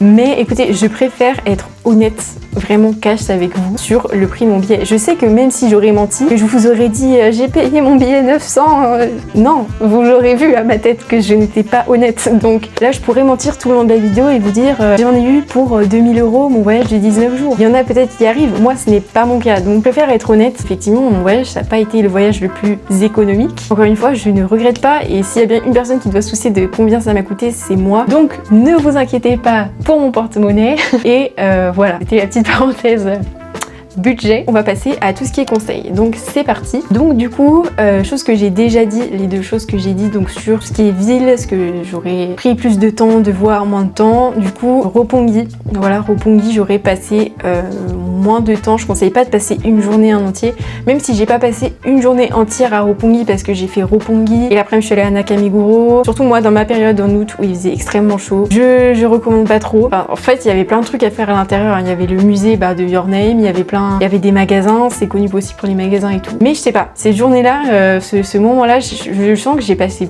très longtemps à Roppongi, je sais pas. Mais surtout, plus de temps à Kyoto. Encore une fois, moi je pense que c'est parce que j'étais avec Takaikazu, que j'ai passé beaucoup de temps avec eux. Donc moi, c'est vraiment mon ressenti. J'ai l'impression que quand je suis avec d'autres gens, je profite tellement du moment avec eux, de ces rencontres, des échanges et tout, que tout ce qui est autour de moi, ça passe un peu en second plan. C'est pour ça aussi que j'adore voyager solo, parce que je vis tout intensément en fait. Je sais que je vais être plus à même de faire des rencontres que quand t'es avec ta pote, ben pas forcément. Les paysages et tout, je sais que j'ai pas quelqu'un pas qui va me distraire, parce que là je vais avoir les couples qui vont s'énerver dans les commentaires. Pas du tout, parce qu'on peut très bien être à deux et vivre à fond le voyage. Mais je sais pas si vous voyez ce que je veux dire. Enfin, quand t'es seul, c'est toi avec ce que t'as en face et pas une tierce personne. C'est pas du tout pour, je suis pas là du tout pour vous dire c'est pas bien de voyager à deux ou à plusieurs, mais c'est juste que c'est différent. Et donc du coup c'est pour ça que j'ai l'impression que j'ai moins profité de Kyoto, alors que j'y suis quand même restée 4 jours, vous voyez. Si je retourne au Japon, j'aimerais rester, passer plus de temps par exemple à Kyoto qu'à Osaka, pour mieux découvrir en tout cas cette ville et les coins perdus etc. Donc si j'ai un conseil, c'est juste de bien caler, enfin bien regarder les jours où vous allez, essayer de voilà vous projeter combien de jours à Kyoto, combien de jours à Osaka, et si vous pouvez trouver une sorte d'équilibre, même si c'est dur. Mais par exemple, je sais que si vous partez juste un jour ou deux à Kyoto, c'est ultra court quand même. Après chacun ses moyens aussi, hein. On peut pas tous forcément partir un mois au Japon ou quoi. Kyoto mérite de passer quand même du temps. Ensuite, autre conseil du coup, c'est en fait je lis mes notes sur Notion, c'est de ne pas trop charger votre valise. Du coup moi j'étais partie avec ma petite et ma grande valise. Vous pouvez faire comme ça, ou il y en a qui partent carrément du coup avec plusieurs valises à l'aller, qui mettent dans les valises, ou vous pouvez acheter une valise directement au Japon. Enfin ça c'est vous qui voyez. Mais moi je sais que du coup j'avais pris ma grande valise pour les souvenirs, mais je sais que cette grande valise là je l'avais déjà chargée un peu au quart, parce que j'avais pris une autre paire de chaussures, j'avais pris des trucs anti-moustiques. En vrai, j'ai pris des trucs tellement inutiles des fois. J'ai pris, ah oui mais ça sera un autre point, j'ai pris des masques. Enfin mais dites-vous, je suis partie avec des masques parce que je me disais, ça se trouve au Japon, je sais pas, il y a des endroits où c'est obligatoire de mettre le masque, je sais pas. Mais enfin vraiment ça, il y en avait pas besoin. Il y a pas besoin de masque. Enfin moi je me suis jamais fait embêter. Si c'est en période de pandémie ou quoi, oui, mais j'ai jamais mis de masque. Heureusement, j'ai envie de dire heureusement, parce qu'au mois d'août, comment je crevais si je devais mettre un masque, je sais pas si je serais revenue vivante. Voilà, enfin vraiment des trucs inutiles, et deux paires de chaussures. Paire de chaussures qui ne m'a servi à rien, parce qu'en plus c'était une paire que j'avais achetée exprès pour le Japon. Je me suis dit, elles vont me faire moins mal que ça fait 4 ans que j'ai mes Air Jordan blanches. Je me suis dit, ça se trouve je vais avoir mal avec celle-là. Je me suis acheté une paire de New Balance, il me semble. Je les ai mis un jour, je les ai plus remis. Je les ai mis le jour où je suis allée à Shibuya Sky. Vous voyez mes petits pieds là sur l'escalator, c'est le seul jour où je les ai mises, parce que j'étais pas bien dedans, et du coup je ne les ai jamais mises et j'étais trop bien dans mes Air Jordan. Donc mon conseil, c'est partez avec une seule paire de chaussures. Ça sert à rien d'en avoir deux, au pire vous en achèterez une sur place, mais c'est une perte de place dans la valise, vraiment. Mais voilà, tous les trucs inutiles en fait, c'est essayer de partir avec le moins possible, parce que même si vous n'êtes pas une fan de shopping comme moi, en vrai je suis pas quelqu'un de très matériel. Certes je vais mettre beaucoup pour un voyage, quand bien même vous avez vu mon haul Japon, j'ai quand même ramené des trucs bien sûr, mais même si vous n'êtes pas matériel, vous allez racheter des trucs, parce que si vous êtes fan d'anime, de skincare et tout, c'est le paradis de tout là-bas. Donc vous allez forcément ramener des trucs. Partez avec l'essentiel, quelques vêtements, les papiers essentiels et tout, mais optimisez vraiment la place pour ce que vous allez ramener, parce que vous allez ramener plein de trucs. Ensuite, du coup, le service Takubin, donc ça j'en ai déjà parlé. Utilisez-le si vous voulez pas être embêté avec vos valises d'hôtel en hôtel. Vous l'utilisez, c'est un coût, mais au moins vous n'êtes pas embêté. Il y en a pas beaucoup dans le métro au final qui ont des valises et tout, donc déjà moi j'étais un peu gênée avec ma petite valise. Si t'en as une grosse, surtout tout seul, tu dois te sentir un peu mal à l'aise, je sais pas. Du coup voilà, je vous recommande quand même ce système là. Ensuite, un indispensable, c'est la batterie portable. Prenez une batterie portable, peu importe laquelle, tant que c'est une qui marche et qui a quand même de la puissance. Je vous mettrai quelque part par là celle que j'utilise, c'est une Anker je crois, et qui marche très très bien. Elle est, j'ai oublié le nom, MagSafe là, comme le MagSafe, elle se colle en fait dans le dos d'iPhone et elle est trop pratique, vraiment elle est trop pratique. Et croyez-moi que je l'utilisais plusieurs fois par jour au Japon, parce que ma batterie de téléphone elle me tenait environ je pense jusqu'à midi. J'étais pas sur mon tel, mais vu que j'étais tout le temps soit avec Google Maps ou que je prenais des photos ou forcément ça prend de la batterie, ça prend beaucoup de batterie, mais au moins avec cette batterie là ça me tenait toute la journée quoi. Et j'arrivais à l'hôtel tip top, il me restait peut-être encore un cran et voilà. Mais vous ne pouvez pas partir sans batterie portable, c'est pas possible. Ou alors vous vous trimballez avec votre chargeur et vous allez dans les cafés à droite à gauche, mais j'aurais pas pu faire autrement. Et ce que je vous conseille aussi, donc ça c'est aussi parce que je vloguais, donc j'avais toujours une main avec ma caméra, mais c'est les colliers, vous savez les colliers pour téléphone qui tiennent le téléphone tout seul, c'est beaucoup trop pratique, vraiment, parce que je n'avais jamais mon tel dans les mains, mais je l'avais à portée de main, donc ça c'était trop cool, parce que vu que j'avais toujours ma caméra dans ma main droite, franchement ça aurait été chiant d'avoir toujours mon téléphone dans la main gauche, enfin vraiment d'avoir toujours un truc dans les deux mains, et c'était trop pratique quoi, franchement pas besoin de mettre dans les poches ou quoi. Donc si vous avez vu les vlogs, vous avez vu que le mien a cassé à Hiroshima, donc j'en ai racheté un dans un Mugiwara Store, donc si jamais ça vous arrive, allez au Mugiwara Store, il y en a un. Je pense que si vous allez dans des magasins de téléphone, etc., il y en a. Trop pratique, donc je vous conseille. Ensuite, apprendre quelques mots de japonais, bah oui, ça peut faire la différence sur votre voyage. Moi, j'ai trouvé vraiment que même en échangeant quelques petits mots, et les japonais ils étaient trop contents, même si tu leur disais juste arigato gozaimasu, ohayou gozaimasu, ça les fait sourire quoi. Ils vont commencer à même te parler 2-3 mots, où est-ce que tu viens et tout, et je trouve ça trop cool quoi. Donc moi c'est mon conseil pour rendre votre aventure et votre voyage un peu plus unique et avoir ces mini souvenirs d'interaction. Je vous conseille en tout cas d'apprendre quelques mots vraiment basiques sans vous prendre la tête, mais ça peut que vous apporter des moments uniques. J'ai noté, alors ça c'est quelque chose de très précis, hein. Là on est dans le conseil précis. Si vous faites du coup tout ce qui est Goshuin, donc du coup les carnets que j'ai mis là, du coup donc c'est les carnets Goshuin. Vous en avez différentes sortes, mais je voulais juste vous montrer. Moi je ne savais pas, parce qu'en fait j'avais pris donc le premier qui est comme ceci, vous voyez les pages sont blanches. Et même si ils faisaient le Goshuin, des fois ils vous le font pas direct sur votre carnet. Je sais pas si ça se verra bien à la caméra, mais là je l'ai collé par exemple. De loin, ça se voit pas trop je pense. Mais tous les Goshuin ne sont pas blancs. Et du coup moi le deuxième, je ne savais pas quand je l'ai pris. Clairement j'ai pas fait gaffe. Il est jaune. Il est jaune, vous voyez, un peu papier comme ça. Et je dis pas du tout que c'est moche, mais juste du coup, quand vous avez un Goshuin blanc, on voit un peu la différence quoi. Je pense que ça se voit pas trop, mais bon du coup voilà, c'est pas top. Là vous voyez, on y voit un peu plus.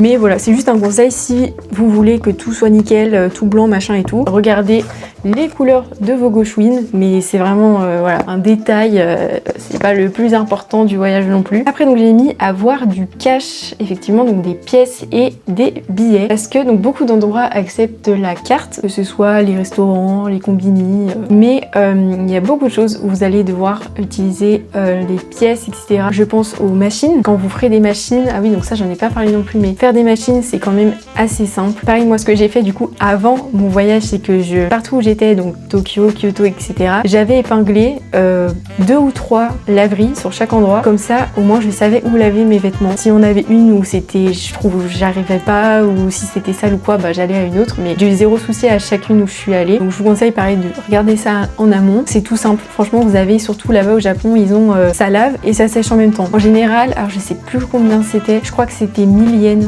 pour laver et pour sécher si je vous dis pas de bêtises, donc je crois que c'est environ 5 euros, 6 euros, c'était très raisonnable. Et voilà, faut payer en pièces par contre, donc du coup c'est pour ça que je vous conseille d'avoir des pièces. Aussi pour tout ce qui est du coup les temples, vous allez beaucoup payer en, ils acceptent pas la carte, donc c'est soit vous payez en billet et ils vous rendent la monnaie. Moi pour vous dire vraiment, j'avais donné, il me restait plus qu'un billet de 50 000 yens je crois. Non, je crois que ça n'existe pas 50 000, je vous dis des bêtises, c'est 10 000 yens. Oui, je crois que c'est un billet de 10 000 yens, je crois. Bref, j'ai donné un grand billet et la dame m'a quand même fait la monnaie, donc elle était trop chou. Voilà, pour ces petites choses, même pour les jeux, si vous allez jouer aux jeux, les figurines, tout ça, et il faut que vous ayez des pièces ou au moins des billets pour faire le change. C'est pour ça que je vous conseille vraiment d'avoir des billets, de retirer. Quelle carte j'avais aussi, ouais, ça du coup j'ai pas... c'est là que je me rends compte que je n'ai pas du tout, qu'il y a beaucoup de points que j'ai pas abordé dans la vidéo. Tout ce qui est banque et tout ça, moi j'ai utilisé Revolut. Du coup il n'y avait pas de frais quand je retirais ou quoi que ce soit. Et j'avais directement mon argent en yens. On peut hyper facilement changer sur Revolut, de mettre votre argent sur votre compte, de le changer en yens, hop. Et puis après, ce qui vous reste, vous le rechangez en euros. C'est hyper simple sur Revolut. Et moi du coup c'est ce que j'ai utilisé pour partir au Japon. Et c'est tout. Mais j'en suis sûre qu'il y a tellement de choses. Si je reprends par exemple moi ma situation l'été, si vous partez en été, qu'est-ce que je recommande? De prendre beaucoup de crème solaire. Effectivement, protégez-vous. Vraiment, moi j'ai pas été, quand je montais mes vlogs là, je me disais mais Elodie, surtout là à Universal Studios, je ne sais pas comment j'ai fait pour tenir sous cette chaleur. J'avais ni casquette ni rien, je m'étais pas mis de crème solaire, mais c'est vraiment pas bon en fait pour la peau, pour la santé. Et j'aurais pu avoir un immense mal de tête, j'aurais pu tomber dans les pommes, enfin bref, voilà quoi, tout simplement. Faites très attention l'été, buvez beaucoup. Je peux pas vous dire essayez de vous abriter au maximum, j'étais toujours dehors, mais je sais qu'ils ont des vêtements là-bas anti-UV, les leggings et tout, et que je sais que eux ils sont trop forts parce que oui, ils mettent des chemises, ils se protègent et ils sont juste intelligents en fait. Enfin, mais je peux pas. Je ne peux pas. Est-ce que là je me serais vue mettre une chemise, même un truc tout fin avec des manches? Non, parce que je transpirais de ouf. Encore je pense je transpirais pas. J'aurais un système qui ferait que je ne transpire pas, que je ne colle pas. Sûrement que j'aurais essayé de mettre une chemise ou je sais pas, mais c'était pas possible. C'était pas possible. Encore je mettais des pantalons. Il y a eu 2-3 fois j'ai mis un short mais j'étais plus à l'aise dans un pantalon, donc j'ai mis des pantalons fluides que j'ai acheté à Uniqlo. Je vous conseille les pantalons fluides, c'est quand même, ça tient beaucoup moins chaud. Mais les en haut, ouais non, j'étais un t-shirt en débardeur parce que c'était pas possible. Habillez-vous de la façon dont vous êtes le mieux. Après ouais, niveau tenue vestimentaire, est-ce que peut-être vous vous demandez si le Japon il y a des tenues à pas mettre, etc. J'ai jamais été embêtée au niveau de mes tenues. Le seul vêtement que j'ai pu mettre qui était le plus décolleté, c'était mon débardeur blanc. Et sinon j'étais toujours en t-shirt ou quoi. Et c'était pas du coup des choses décolletées. Donc voilà, j'ai mis des t-shirts et des débardeurs. Et tout le monde, j'ai envie de dire, il y avait plein de monde qui était en t-shirt. Jamais eu de remarques ou quoi que ce soit. Après des conseils plus globaux dans les transports, et vous allez voir que ça change à la fin, c'est très silencieux, donc il faut respecter ça. Être simplement respectueux, j'ai envie de dire. Ne pas mettre la zizanie, comme je vois là tellement de vidéos de touristes qui vont au Japon et qui renvoient tellement une mauvaise image de nous, touristes, qui voulons juste découvrir le Japon tranquille, mais du coup à cause de toutes leurs actions, Enfin bref, ça me rend très triste tout ça. Est-ce que j'ai d'autres conseils vis-à-vis de l'été? Ouais non, buvez beaucoup, buvez beaucoup et courage. Vous allez voir que ça marque de passer un été au Japon. Est-ce que j'ai d'autres conseils? En fait je pense que je pourrais toujours avoir des conseils. Si peut-être autre conseil, si vous ne savez pas manger avec des baguettes, entraînez-vous chez vous. Moi je sais que j'ai appris à manger avec des baguettes parce qu'en vrai c'est pas évident manger avec des baguettes, je peux le reconnaître, mais moi je me rappelle que j'ai appris ça il y a quelques années en m'entraînant chez moi. Tout simplement, vous savez, en mettant le tuto YouTube comment manger avec des baguettes. Et depuis ce jour, j'arrive du coup à manger avec des baguettes. C'est quand même tellement plus simple quand tu sais manger avec des baguettes, vu qu'il y a des baguettes tout le temps, que de demander à chaque endroit la fourchette, le couteau, machin et tout. Donc je vous conseille de savoir manger à l'avance avec des baguettes, même si c'est pas, si vous savez pas manger, c'est pas grave. Je pense que on a fait le tour. Ma préparation, les hôtels, les trajets, la petite FAQ et mes petits conseils. Je sens qu'il y a peut-être des choses que j'ai pas dit, mais en fait parce que le sujet est tellement large d'un voyage au Japon et je sais pas depuis combien de temps je filme, je ne sais pas du tout combien de temps fera cette vidéo. J'espère que cette vidéo vous aura aidé, vous aura éclairé sur certains points et que ça vous permettra de préparer au mieux votre futur voyage au Japon. Encore merci à tous ceux qui auront regardé cette vidéo jusqu'au bout. Cette vidéo se termine ici. J'espère qu'elle vous aura été utile. Je sais qu'elle était assez attendue, donc j'espère avoir été assez précise sur ces divers points. Et encore une fois, désolée si je n'ai pas tout vu parce qu'il y a tellement de trucs que je sais que j'ai dû oublier des trucs. Donc je vais monter prochainement les prochains vlogs. J'ai trop hâte de vous montrer tout ça dans des villes où je suis allée. Donc pas au Japon, ailleurs du coup. Mais j'espère que ça vous plaira aussi. Cette vidéo clôture vraiment, j'ai envie de dire, toute cette partie Japon. Tout ce voyage au Japon avec lequel j'ai commencé du coup cette chaîne YouTube. Mais voilà, j'espère vraiment continuer comme ça du coup en vous montrant mes petits voyages solo, mes petites aventures à droite à gauche et en vous partageant mes petits conseils. Voilà, tout simplement. Donc merci à toutes et à tous d'avoir regardé cette vidéo jusqu'au bout. Je vous dis à tout bientôt pour des prochaines vidéos, pour des prochains vlogs. J'espère que la suite vous plaira autant que ce chapitre Japon. Donc voilà, on se retrouve tout bientôt dans une prochaine vidéo. Ciao!